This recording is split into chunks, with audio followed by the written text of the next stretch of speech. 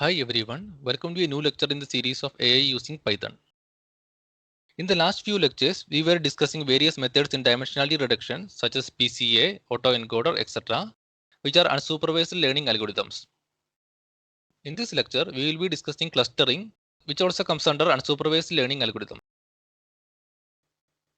In general, clustering can be considered as an unsupervised classification method where the class labels are unknown. In this lecture, we will be focusing on a particular method in clustering known as k-means clustering, which aims to group the dataset into k clusters.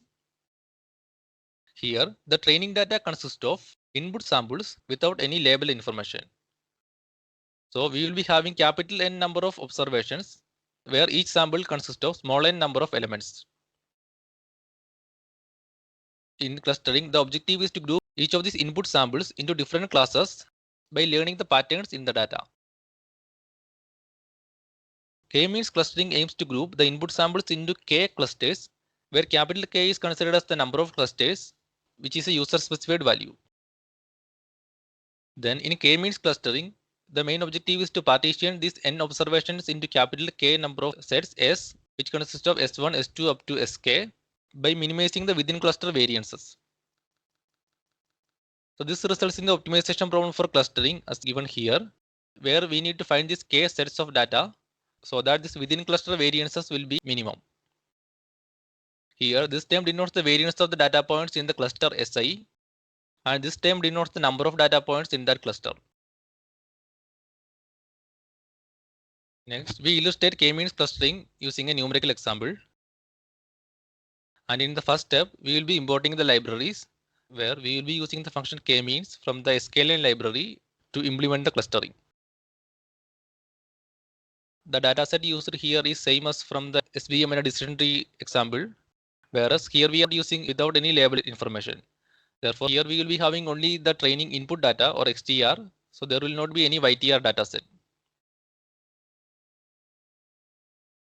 Here we just plotted the training dataset as in this figure, and here we say that the class of the dataset is unknown, and we have to use the clustering in order to find the patterns in the dataset so that it can be divided into different classes. Now we will be using the k-means function for implement clustering, and we define the number of clusters as 2. And this is a user specified value which we can adjust later on. And we will be training the model using the training data XTR.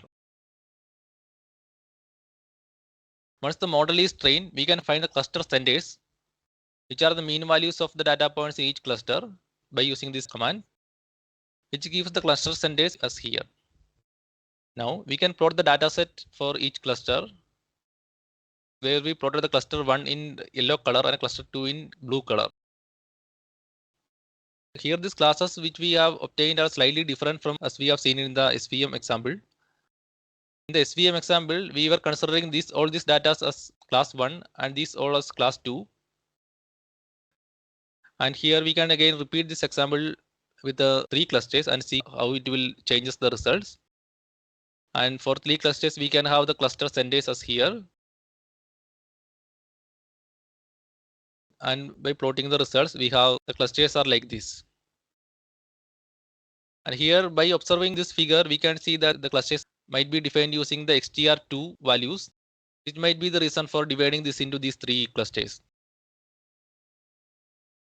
And similarly, if we change number of clusters into 4, we can group it into 4 clusters, for which we have these 4 values for the centers.